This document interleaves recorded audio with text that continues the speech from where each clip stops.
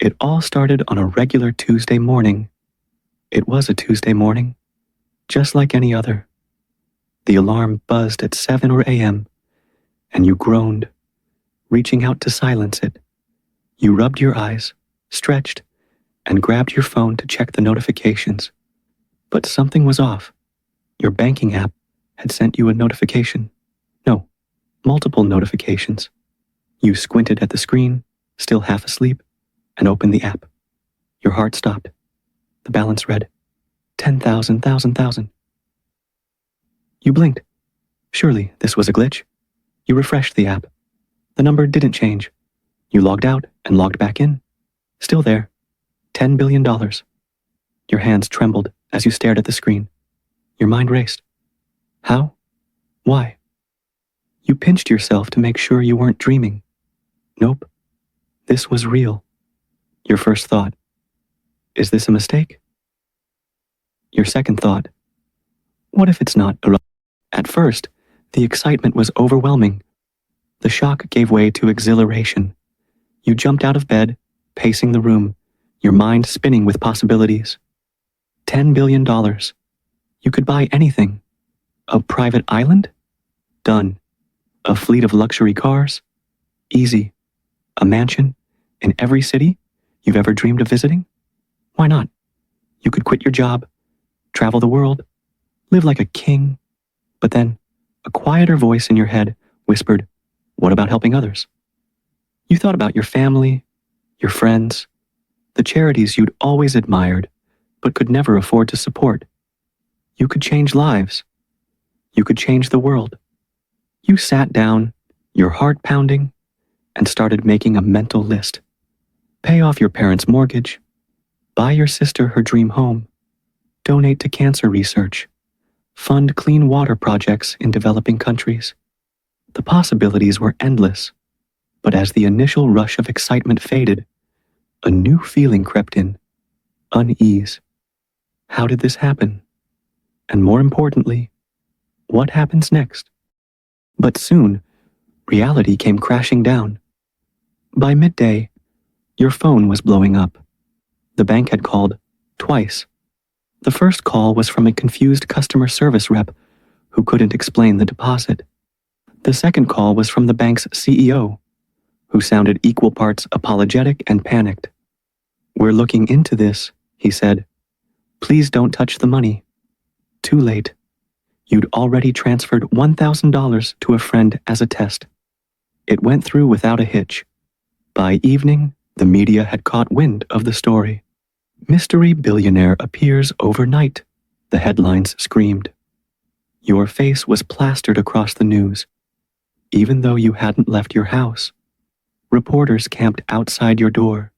Your social media accounts were flooded with messages, some congratulatory, others begging for money, and a few threatening you if you didn't share the wealth. Then came the legal issues. The IRS called, the SEC called, even the FBI called. Everyone wanted to know where the money came from. Was it a mistake? A hack? A secret inheritance? You didn't have answers, and neither did they.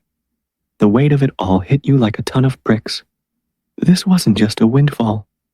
It was a responsibility and a potential nightmare. And that's when everything changed, especially the people around me. Within days, your relationships started to change. Your best friend asked for a $10 million loan to start a business. Your cousin begged you to pay off her student loans. Your neighbor showed up with a sob story about medical bills. Everyone had their hand out, and it was exhausting. Even your family treated you differently.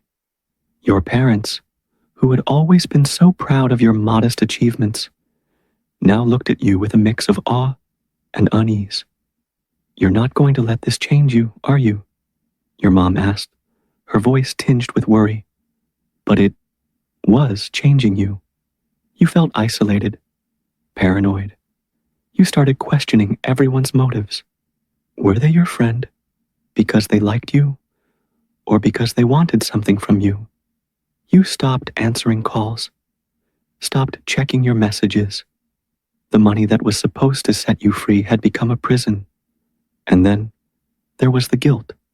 How could you justify buying a private jet when millions of people were starving? How could you enjoy your wealth when so many were suffering? The more you thought about it, the heavier the burden felt. Desperate for guidance, I reached out to a financial expert. Desperate for guidance, you reached out to a financial advisor, one who specialized in ultra-high net worth individuals.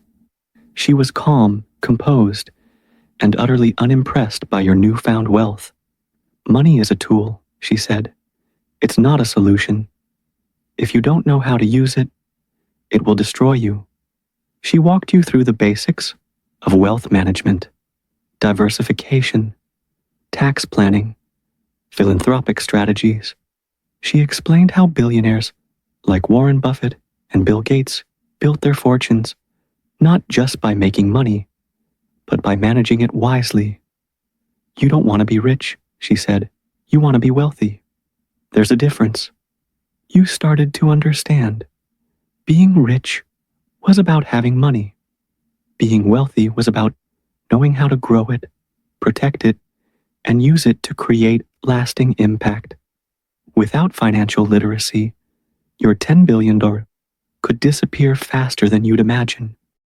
Just when I thought I had it figured out, another twist came. Just as you were starting to get a handle on things, the bank called again. The money wasn't a mistake. It was yours.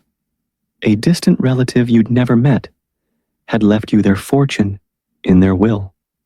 But there was a catch. To keep the money, you had to complete a series of challenges designed to test your character and financial acumen. The first challenge was to give away $1 billion, no strings attached. The second was to invest $2 billion in a way that would generate sustainable returns. The third was to use the remaining $7 billion to create a legacy that would outlive you. It was overwhelming, but also exhilarating. For the first time since this whole ordeal began, you felt a sense of purpose. This wasn't just about spending money. It was about making a difference. A year later, looking back at everything, you look back on everything that's happened. The money hasn't solved all your problems. In fact, it's created new ones. But it's also given you opportunities you never could have imagined. You've funded schools, built hospitals, and started businesses that employ thousands of people. You've learned the value of financial literacy, the importance of giving back, and the true meaning of wealth. But the most important lesson you've learned is this. Money is powerful, but it's not everything. Happiness doesn't come from what you have. It comes from what you do with it. And true success isn't measured in dollars, but in the lives you touch and the legacy you leave behind.